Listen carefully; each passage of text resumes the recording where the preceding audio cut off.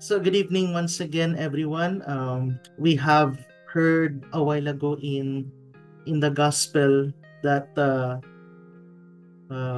which is taken from the gospel of Mark chapter 12 verses 38 to 44.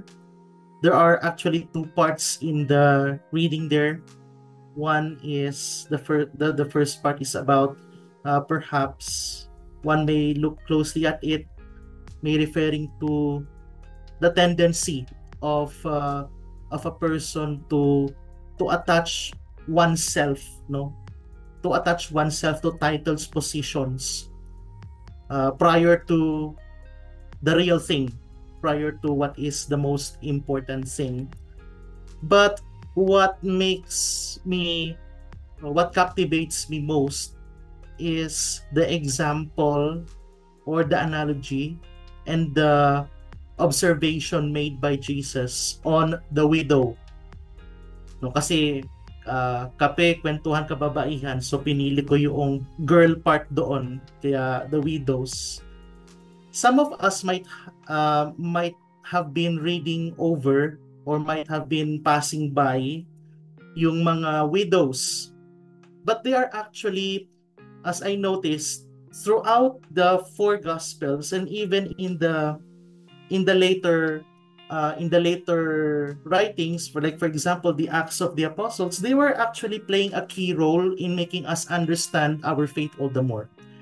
And take note that this is woman woman taking up the position of making us explain all the more what faith really is and what is expected of us once we apply this faith into our lives. So much so that faith is not just an abstract concept. It may present to us at first thing, but if we want to truly live what faith is, I think this is something that it takes a lifetime commitment. And part of that lifetime commitment is the analogy presented by the widows. So who are the widows? Ang nanay ko po ay widow na rin. Kaya mas lalong deeper, mas lalong naintindihan ko yung role ng isang widow sa isang pamilya. Kung tutuusin po, kung ikukumpara po natin ng mga widows, siguro if I may, just for the sake of presenting the difference of the situation between the widows of our time and the widows of the past, the biblical widows, shall we say. Ang mga widows po kasi ngayon, no, once na nabalo sila, isn't it that they are receiving pension, no?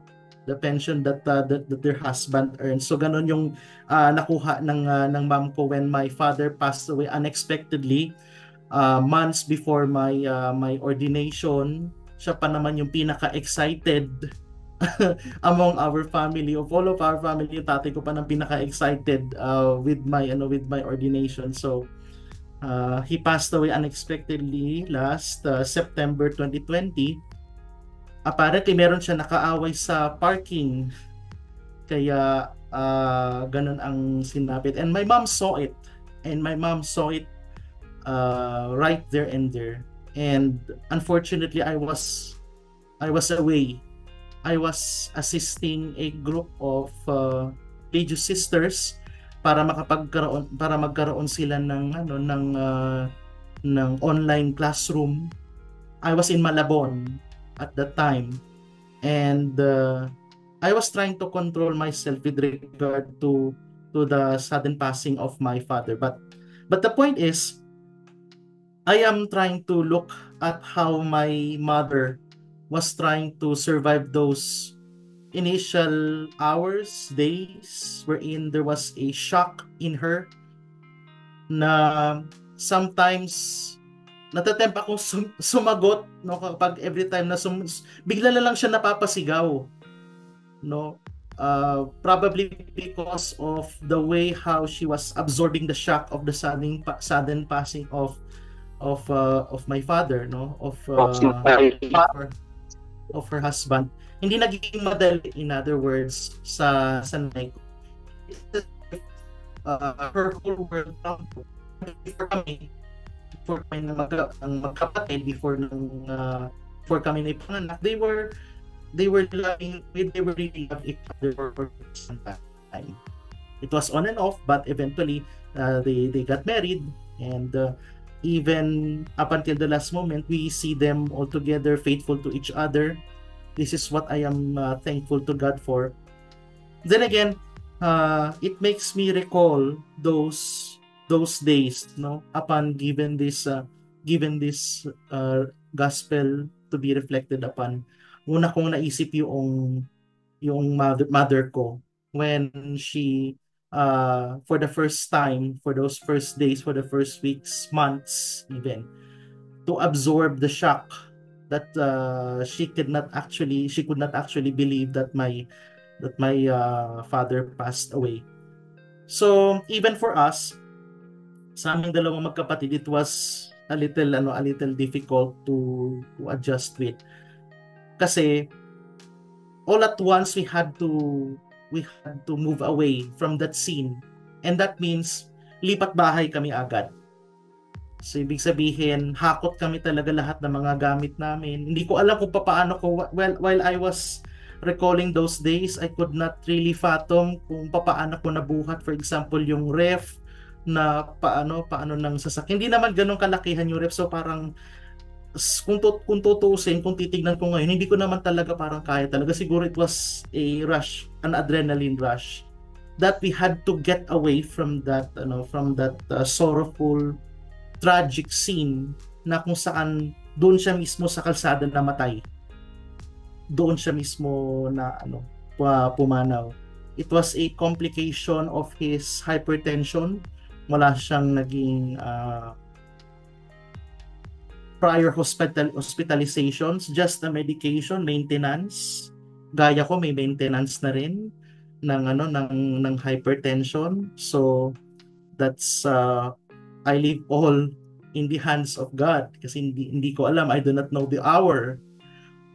I do not know neither the hour nor the day. Kumbaga ganon.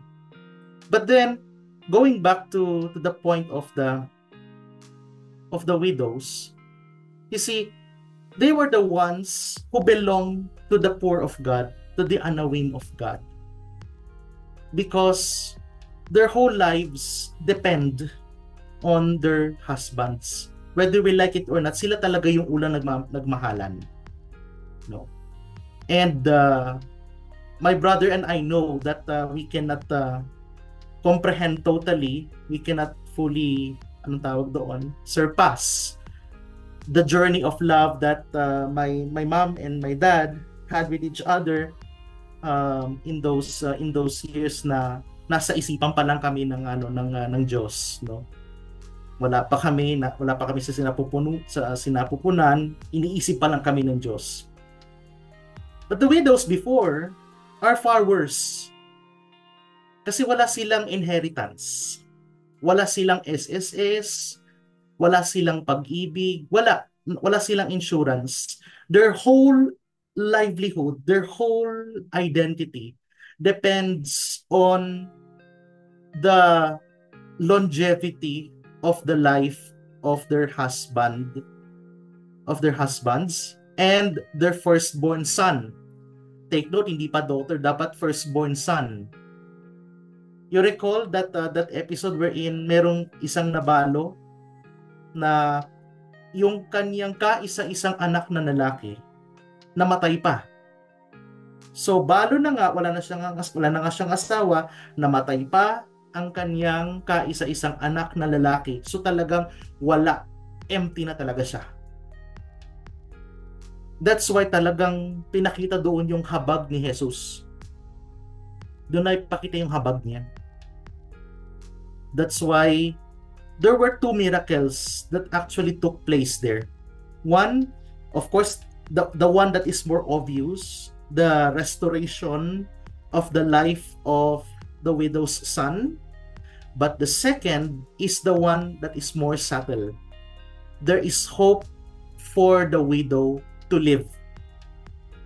Naintindihan nyo ni Jesus. Ibig sabihin may pag-asa uli yung balo na magkaroon siya ng pangkabuhayan, na mabuhay, in other words. Now, here we have the widow in the gospel that we are now called to reflect on, na itong widow na ito, walang-wala na nga. And yet, she still managed to put two small coins, na ang comment pa doon ni Jesus, that's all the livelihood that she has. That's all the livelihood that she has. But while the rest, it's not to downplay the rich. No, it's not to downplay the rich. That's not the point. The point is, kadalasan we become tempted to give the Lord what is surplus. To give the Lord kung ano yung mga afterthoughts. In other words, hindi siya nagiging priority ng ating isipan at puso. You recall also the episode wherein yung the reason behind the favoritism sort of God with Abel, kung bakit hindi niya pinaboran si Cain, it might be close to that. Anong comment ng Panginoon? Ano ba kasi naobserbahan ng Panginoon? Yung binibigay ni Cain ay surplus. Tira. Leftovers. Whereas kay Abel, ang binibigay niya ay yung sariwa. Firstborn. Yung walang blemish. Walang spotless. Spotless ang binibigay lagi ni Abel. In other words, yung mga first fruits, yung mga talagang masasarap, yun ang ino-offer ni Abel. Di na bali kay Abel na ang matira sa kanya ay mga tira-tira. Ang mahalaga yung the best ay i-offer sa Panginoon. The same as true with the widow. Yung the widow, kahit nangawala na siya, 2 small coins. It might be little, but it was a gesture that even though in her poverty, she can still give. Kaya na-recall ko tuloy yung sinabi minsan ni Pope Francis in one of his maybe general audiences yon, wherein he recalled one of his mentors telling him, there is no person who is so rich that he does not need anything, nor a person who is so poor, take note, who is so poor that he or she cannot give anything. Bawat isa sa atin may mga talento. Bawat isa sa atin may mga hidden treasures pa na siguro maybe as of the moment nahihiya pa tayong sabihin o gawin o i-share sa iba. No? Right now, I am trying to rediscover kung talagang okay pa ba akong magluto. Kahit na before, I actually caused the tragedy, sort of, a little tragedy lang man sa pag-separate ng ng niyog, no? Ng niyogs dun sa meat from the anong tawag doon, yung pinaghugasan. O kasi dati ang tinapon ko yung pinaghugasan, ang tinira ko yung yung meat. So sinabi kong ganun, ay siguro wala na akong talento magluto. Meron namang talento yung magluto ng noodles. Yan. So tingnan natin kung meron pang ikaka-improve yan, no? Yung pagluluto ng noodles o yung pagluluto ng breakfast. Breakfast alam ko, pero lunch, dinner, okay, bili mo na sa labas. kung wala muna. Pero the point is, kung gugustuhin talaga natin, meron tayong maibibigay. Kung talagang if it really matters to us, we can give something. Hindi yung wala, no? Maybe siguro at times pag sinasabi nating wala, medyo nagiging maarte lang tayo dahil ayaw nating gumalaw. Meron 'yan. And guess who is the first one who believes na meron tayo? Ang Diyos. Because right from the very beginning, wala pa man tayo yung consciousness na makapag-reflect. He has already given us so much. And that is Jesus. Now, the life that you are living is all about proclaiming Jesus. Bawat isa sa atin may Jesus. Ibigay natin yan. Huwag tayo mahihiya. Kasi hindi natin alam, maraming nangangailangan ng Jesus sa ating paligid. In many means, in many methods, through our talents that are being shared and given to us. And so as we conclude this reflection, siguro it's good to end with the prayer na, Lord, kung ako may nai-insecure dahil at times nararamdaman ko na parang feeling ko walang-wala ako, empty ako, at kapag nakikita ko yung success ng iba, naiinggit ako. Lord, tulungan mong buksan ang aking puso para I can give something to you that is something that comes from what you have already given me right from the very beginning. Once again, thank you so much po, and may God bless you all.